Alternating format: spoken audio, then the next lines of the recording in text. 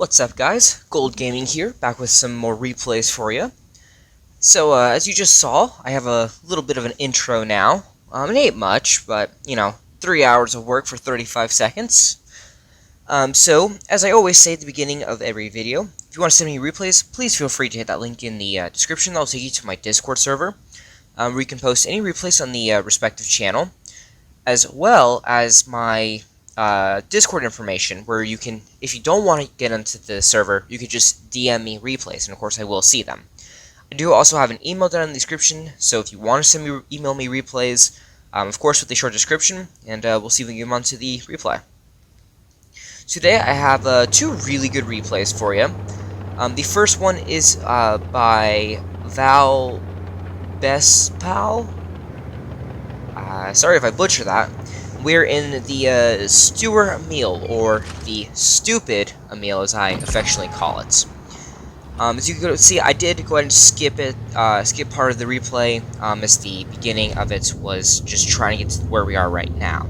And this is where we're going to stay for the majority of the battle. So we do go ahead and get a shots on the side of the Dracula for a nice 500 roll. And we are just going to pull back as we do not want to get hit by too many tanks. You see the Annihilator has been spotted, as well as that agent. And Annihilator is pulling around. Our Cromwell is right there up against the building, trying to get shots off. We do go ahead and bounce the 2 of the 3 shots from the Annihilator.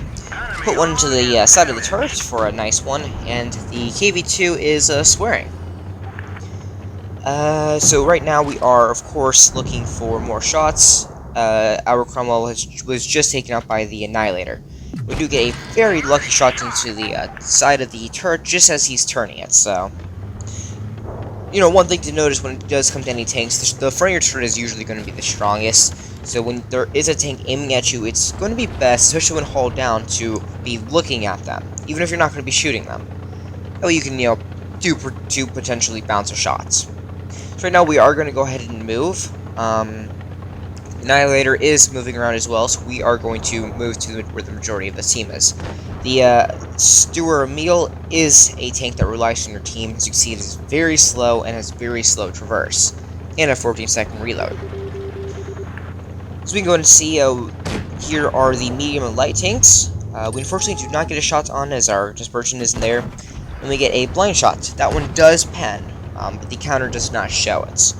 We do take a shot from the T-3485, and the Tiger P is pulling around to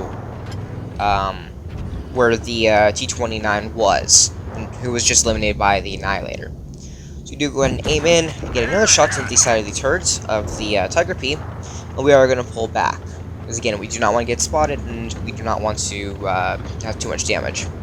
Our AC-4 Sentinel is doing a really good job of holding off that the 3485.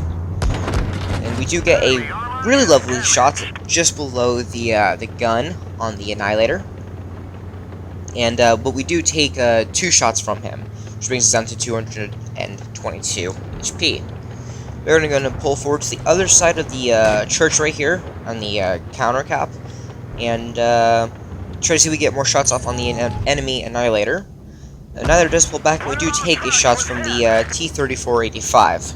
Brings us down to 34 HP. Very, very, very low reach, one shot. We do get a very lucky track bounce, and then the benefit of the Stewer Meal is you can do stuff like that. Ram for, what was it, 24, 29 damage? Not taking any damage. So we are going to, of course, pull back some more. We do not want to get shots. We do take out the Tiger P for our second kill, and all that's left now is the Annihilator. So you can go ahead and see the Annihilator has been spotted coming up this direction, and our IS has flanked around. So that means it's just us here and the Annihilator. The ST did put a shot in, and we get a very lucky HE shot the exact moment the Annihilator shoots us. So, it was a very, very funny double kill from both of them. We do go ahead and end on a mastery. We also got a high caliber and the sniper tank. We did 3.9k damage, made 26,000 credits with only having 3 kills. We do go to the team. We were top of the leaderboard for damage, and T29 was next, but pretty far behind. Let's get on to the next replay.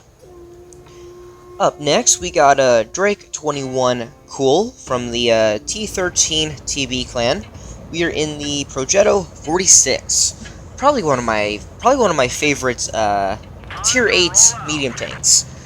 Not only is it very, very, very light in armor, in terms of armor, it is a auto reloader, so it takes the thrill of the Pan-European line to a little lower tier.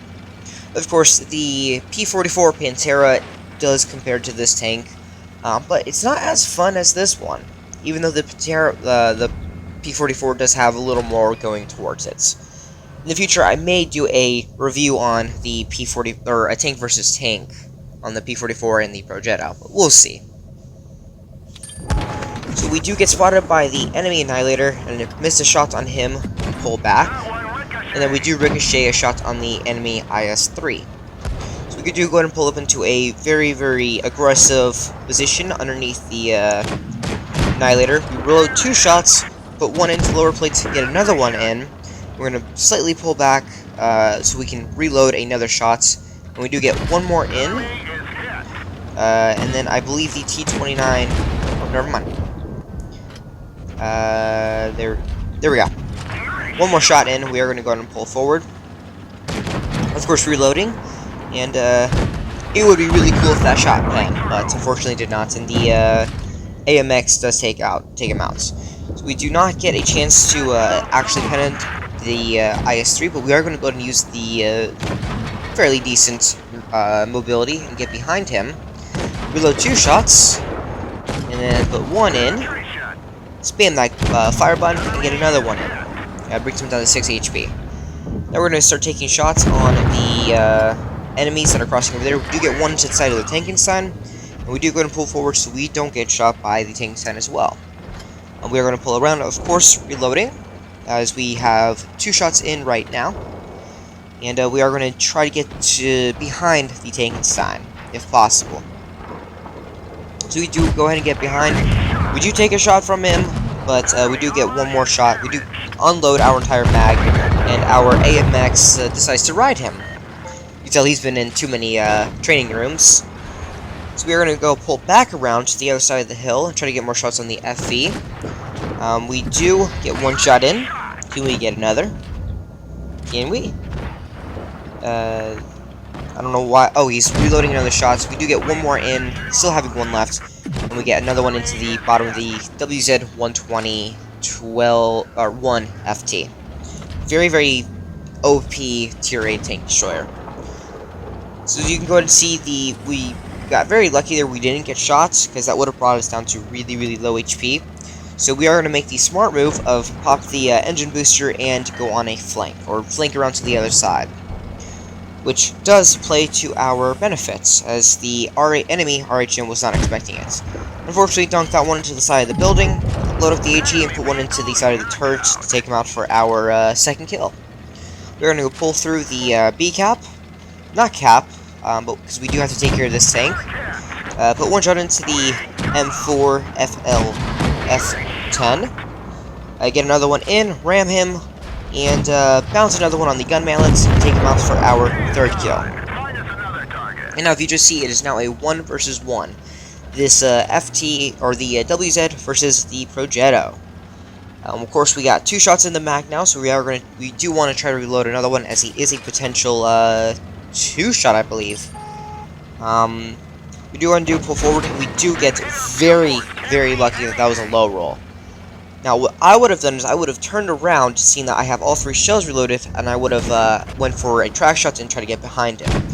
But we do go ahead and miss 2 of the 3 shots, and are forced to pull around, as he is probably reloaded now.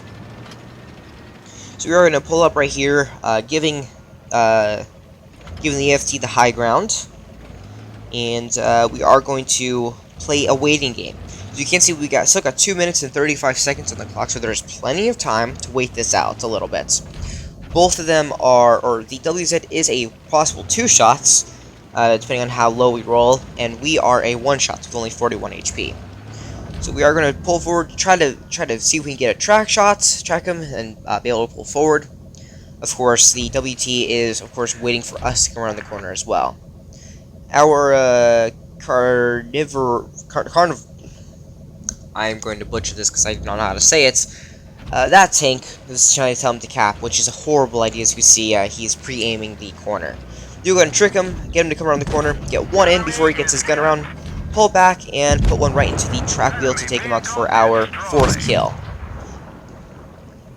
Very, very tense battle, if you ask me. We do go ahead and end on 4.2k damage, as well as a 1st class, which is very surprising. So we go ahead and roll over here. That was 1300 base XP, which is very, very surprising. Of course, the carnivore,